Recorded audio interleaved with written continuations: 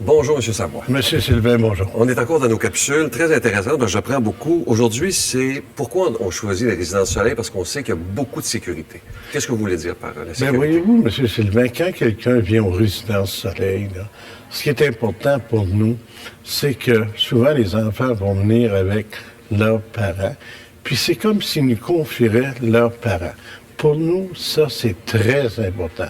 C'est la raison pour laquelle que ne rentre pas qui veut dans une résidence soleil. Si vous arrivez ici pour voir vos parents, il faut que vous identifiez à la réception. On va appeler dans l'appartement.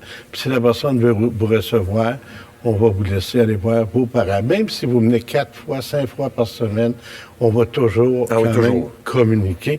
Puis ça, c'est très important. Même la personne qui demeure ici, qui va entrer dans le garage avec son automobile, il faut qu'il s'identifie. Je le sais, parce que quand j'ai enregistré ici, il faut que je m'identifie. Hein? Exactement. Puis quand vous sortez, même si c'est moi, je m'identifie toujours. Fait que ça, c'est très important. Aussi, dans les appartements des gens, on a des systèmes d'intercom, on a du tiret dans la salle de bain, en cas qu'il arrive une hémorragie. Dans les chambres à coucher, c'est la même chose. On a un équipement. Si la personne a un problème, on va peser sur la sonnette, puis quelqu'un va aller la voir. Pour nous, ça, on se dit une chose. Les gens qui demeurent chez nous, il faut qu'ils soient en sécurité.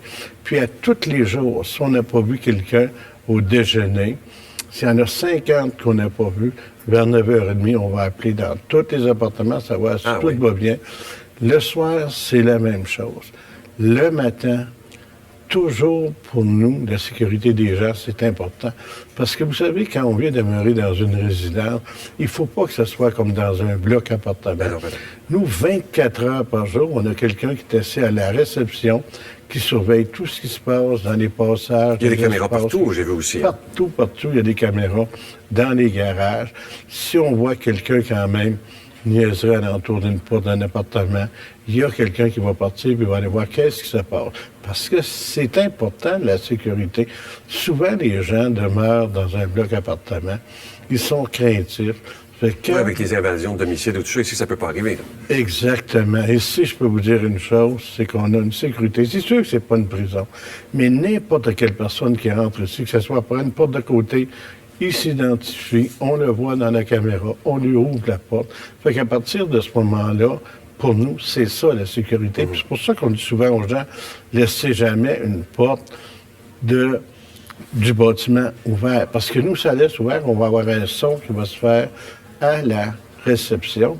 On va regarder dans la caméra, puis on va envoyer quelqu'un quand même fermer cette porte-là. C'est évidemment qu'à cause de toute cette sécurité-là, ce qui ne peut pas arriver ici, parce que des fois, on voit dans les nouvelles, on entend qu'une vieille dame a été retrouvée morte dans son appartement 3 jours après. C'est impossible ici. Là. Pour nous, non, c'est impossible, parce que pour nous, on a des vérifications régulièrement, puis pour nous, c'est très important.